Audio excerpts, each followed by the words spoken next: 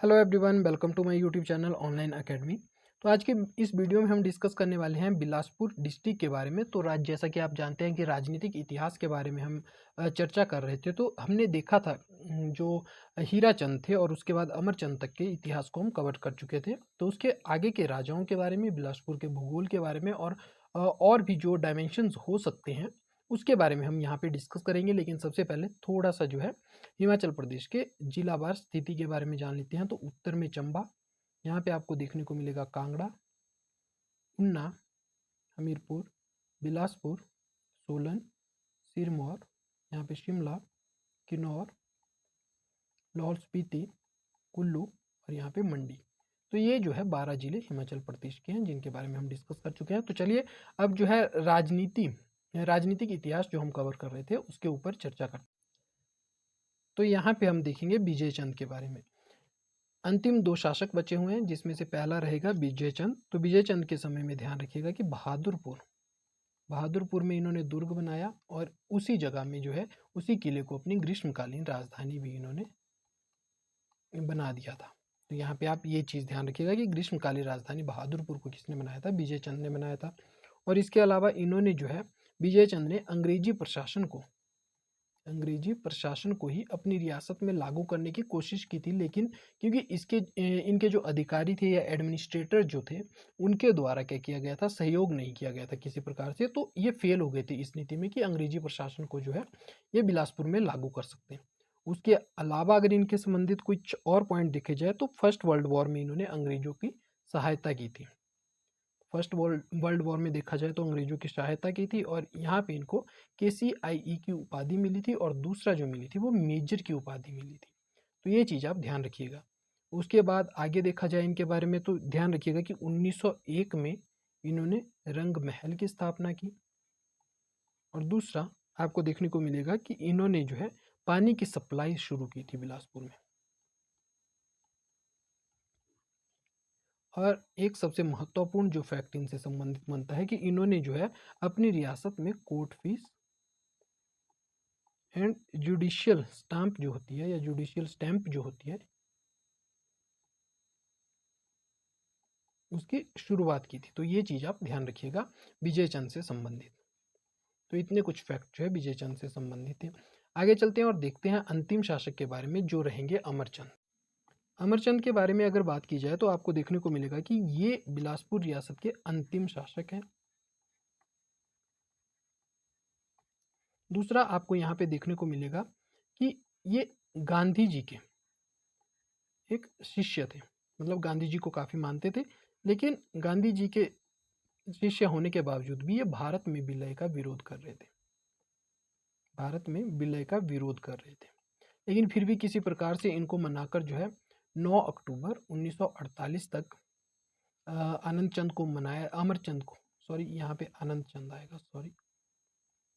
चंद को जो है मनाकर आपको देखने को मिलेगा कि ग श्रेणी का राज्य मतलब तीसरी कैटेगरी में जो है वो बिलासपुर को ऐड कर दिया गया था। तो 1948 में ये चीज़ें होती है।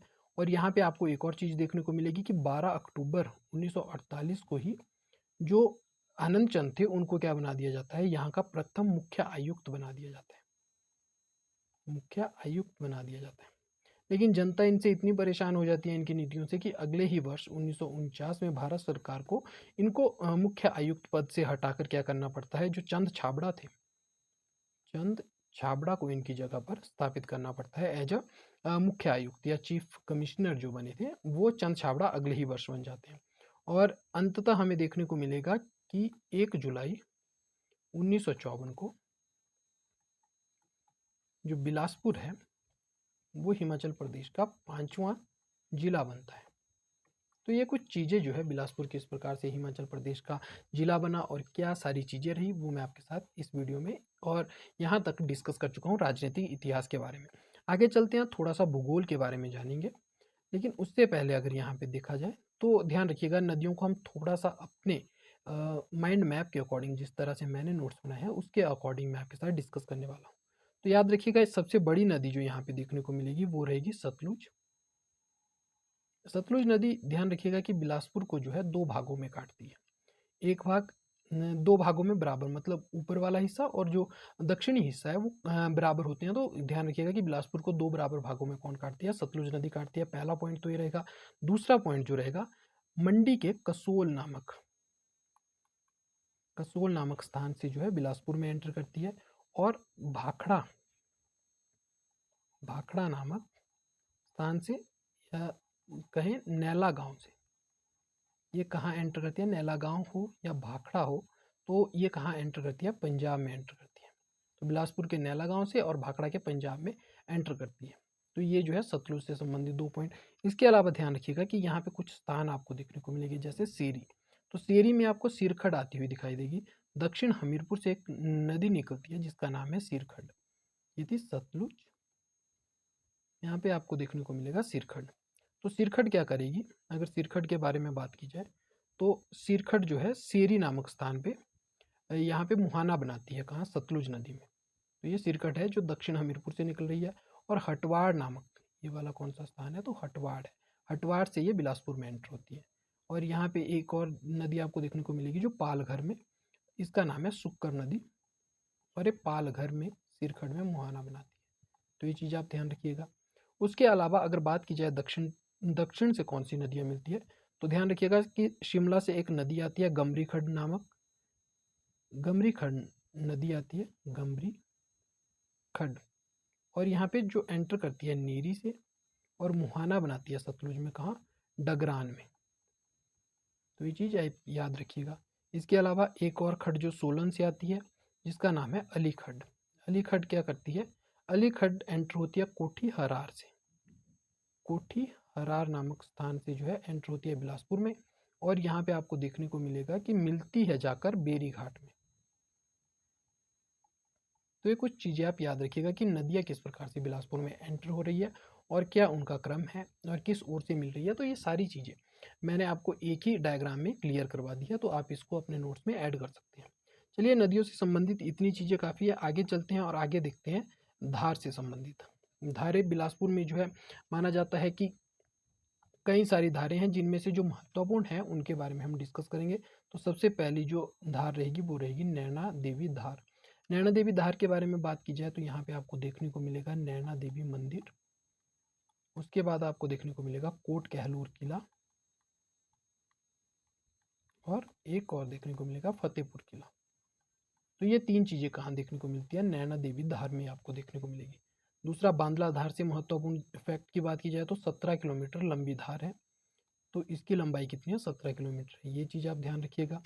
उसके बाद बात करते हैं रतनपुर की। रतनपुर धार की बात की जाए तो रतनपुर धार पर एक किला बना है जिसका नाम है रतनपुर किला। रतनपुर किला, और इसी रतनपुर किले से जो है यहाँ पे अमर सिंह थापा जो है, अमर सिंह थापा ने खुद को स्थापित किया था। और इसे ही हराने के बाद जो महान चंद के समय में हमने देखा था ऑक्टर लोनी आए थे, तो ऑक्टर लोनी ने इसी व्यक्ति को, जो अमर सिंह थापा था, इसको रतनपुर किले में ही हराया था। तो ये चीज़ आप ध्यान रखिएगा। और ये रतनपुर किला कहाँ पे है? रतनपुर धार पर अवस्थित है। आगे चलते हैं, आगे देखते हैं बहादुरपुर धार के बारे में। तो बहादुरपुर धार के बारे में अगर बात की जाए तो ये सबसे ऊंची धार है। ये इसका जो सबसे, इसकी अगर ऊंचाई की बात करें तो 1980 मीटर इसकी ऊंचाई है, जो बिलासपुर की सबसे ऊंची चोटी है। पहला पॉइंट, बिलासपुर की सबसे ऊंची चोटी। और दूसरी अगर यहाँ पे देखा जाए तो आपको देखने को मिलेगा कि बिजाई सिंह या बिजाई चंद या विजय चंद की ये क्या थी, तो हम पढ़ चुके हैं कि ग्रीष्मकालीन राजधानी भी थी। तो यहीं पे जो बहादुरपुर धार है, यहीं पे आपको देखने को मिलेगा बहादुरपुर किला, जो विजय चंद का क्या था, ग्रीष्मकालीन राजधानी भी बना था। फिर आता है झंझियार धार। झंझियार धार, जैसा कि मैंने आपसे डिस्कस किया था कि झंझियार पर आपको देखने को मिलेगा, पहला पॉइंट तो ये रहेगा कि सिरखड़ जो है इसे दो बराबर हिस्सों में बांटती है, झंझियार धार को। और दूसरा जो पॉइंट रहेगा यहाँ पे छातीपुर किला। छातीपुर किला किसके द्वारा? संसार चंद के द्वारा बनवाया गया था। नेक्स्ट अगर बात की जाए तो यहाँ पे आपको देखने को मिलेगा गुग्गा गेड़वी और देवी भड़ोली का मंदिर। तो ये चीज़ें आप ध्यान रखिएगा झंझियार धार से संबंधित। आगे देखते हैं पांचवी धार के बारे में, त्यूणी धार। तो त्यूणी धार से संबंधित जो यहाँ पे आपको देखने को मिलेगा त्यून किला, दूसरा यहीं पे आपको सयून किला, पीर भ्याणु, और नौरनगढ़ किला यहाँ पे आपको देखने को मिलेगा। उसके बाद कोटधार में बात की जाए तो बछरेट्टू किला।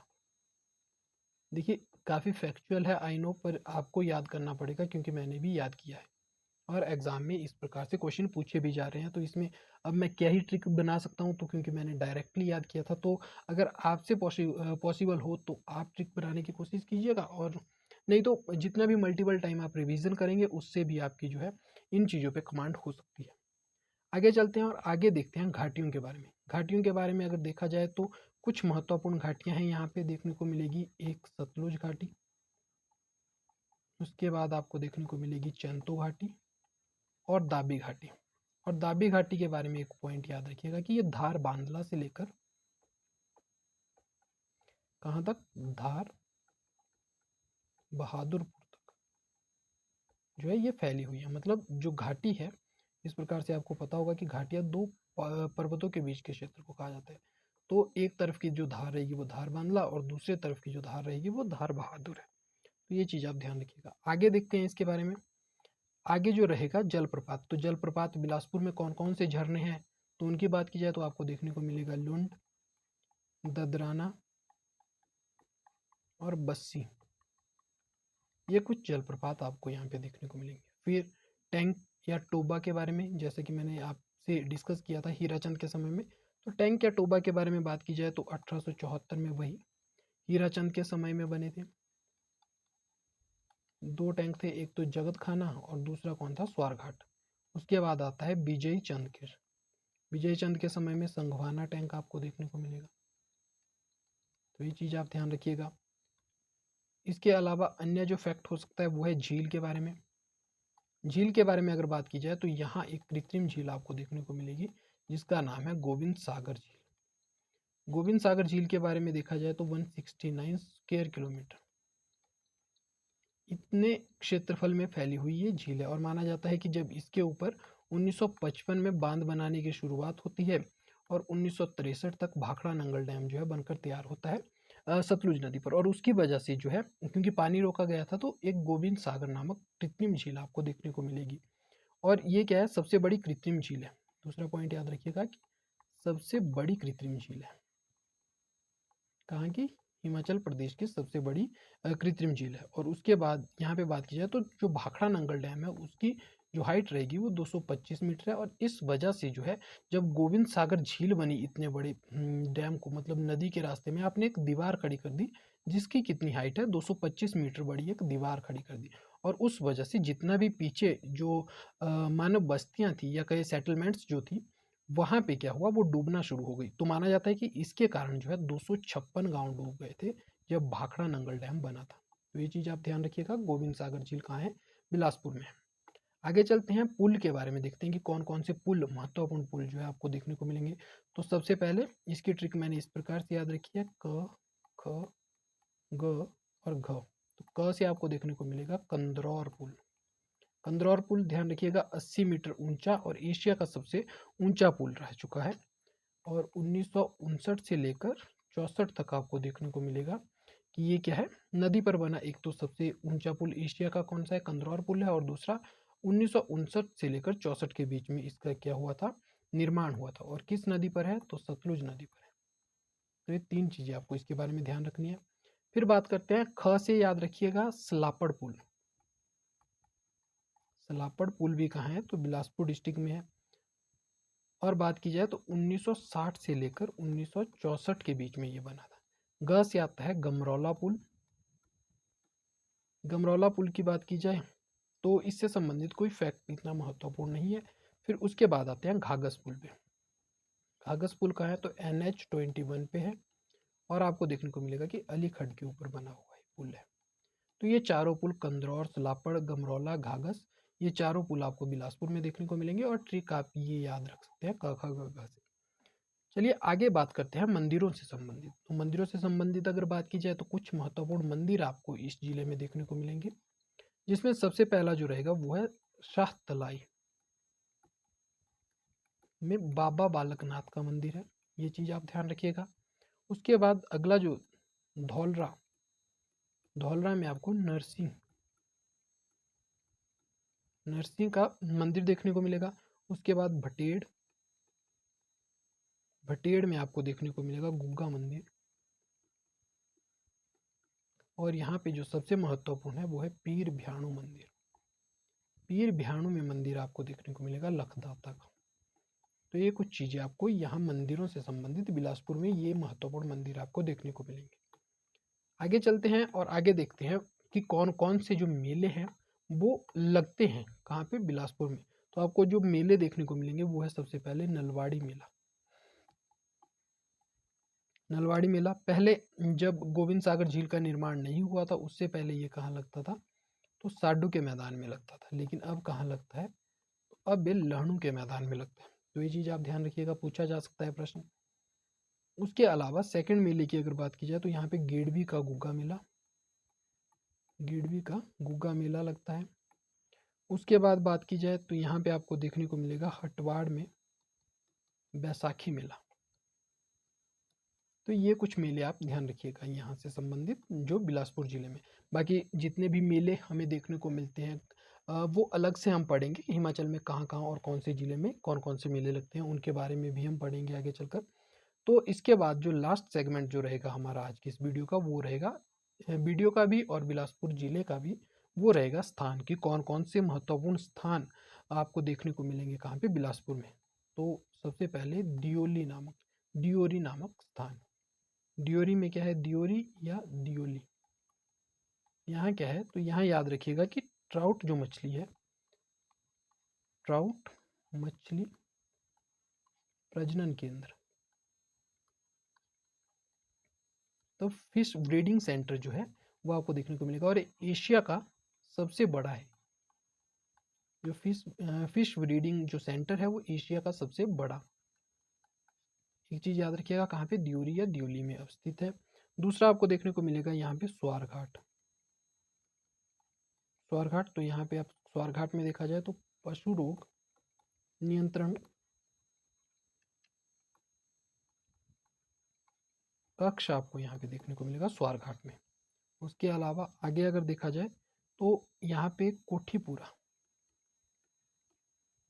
कोठीपुरा में आपको क्या देखने को मिलेगा, पशु प्रजनन केंद्र, पशु प्रजनन केंद्र आपको देखने को मिलेगा। उसके अलावा नेक्स्ट अगर बात की जाए तो बरठी में, बरठी में आपको क्या देखने को मिलेगा, नवोदय स्कूल देखने को मिलेगा। आगे देखा जाए तो रघुनाथपुरा में, रघुनाथपुरा में अगर बात की जाए तो बिरूजा फैक्ट्री।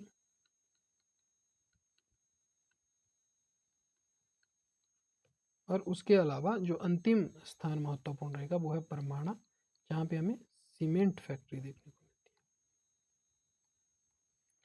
तो ये कुछ 6 जो है महत्वपूर्ण स्थान हमने देखे बिलासपुर में, जहाँ पे या तो कोई गवर्नमेंट इंस्टीट्यूट है या गवर्नमेंट की कोई स्कीम जो है स्टार्ट की गई है, या किसी प्रकार की जो महत्वपूर्ण, चाहे वो आर्थिक रूप से हो या किसी अन्य रूप से, वो सारी चीज़ें जो यहाँ पे स्थापित की गई है उनके बारे में मैंने आपके साथ डिस्कस किया।